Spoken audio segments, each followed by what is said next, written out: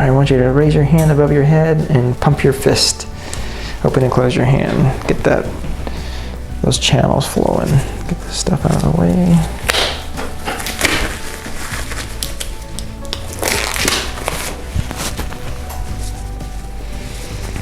Good. And you go ahead and put your hand down. Can you turn my hand? No, you were good the way you were. Yep, perfect.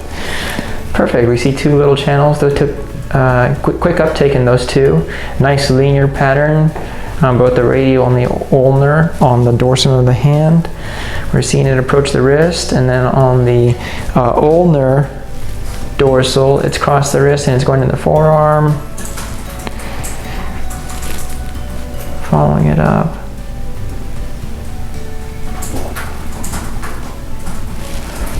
So turn your hand over for me here. And this one is crossing the elbow. So when I see a channel that's working as well as this one is, it had a very quick uptake and it flowed very quickly into the arm and across the elbow. That's one that I want to avoid. So I'm not going to touch that one.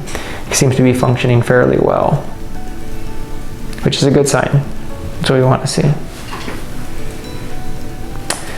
This one is a little bit slow and it seems to be kind of spilling out. We see this little pattern here. It looks like some of the dye is starting to spill out from the channel. That could be an indication of an injury to the lymphatic channel. The lymphatic channel is overwhelmed and is starting to lose some of the fluid from its lumen. So this is one that I would probably target, and this is on the dorsum on the radial aspect at the wrist.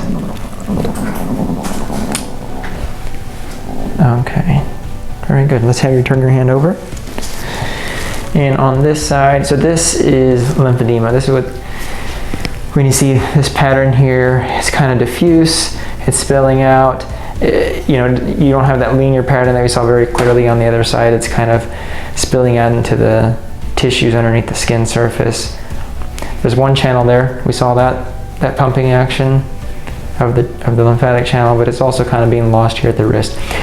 So you may have a target there. It's hard to tell. You have a lot of background with diffuse dye, but on this side there was a linear channel that I could probably target. And it looks like they come together to one here. And again, kind of diffuse spilling out in the forearm area. On which side of your arm do you have more of your swelling, do you feel, or can you tell? This one. On that side? Yes. Yeah, so that's consistent with what we're seeing here on the dye study on the volar aspect of the forearm. You have that stardust pattern that we talked about. Yeah, so I would say probably two targets on this side. Definitely this one, maybe this one. I have to look in the operating room and see. I may do an exploratory incision there and see if we can find a channel to work with. And then on the other side, come back on this side, not touching this channel. This one's working well, but this one again has kind of stopped its flow. And you may have another one here, also at the wrist. So there's two on the radial dorsal that we may target. Actually, no, that connects to the it connects to that one there. So 3 total targets: dorsal, radial, and then ulnar and radial on the volar.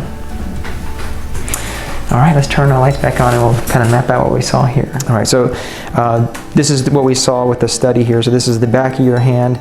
On this side, we saw the dye very quickly cross into this channel. There was 2 that kind of came together, went up on the ulnar side, crossed the wrist, very quickly went to the forearm, across the elbow. That's what I want to see with a normal functioning channel, so that's one I'm not going to touch with surgery.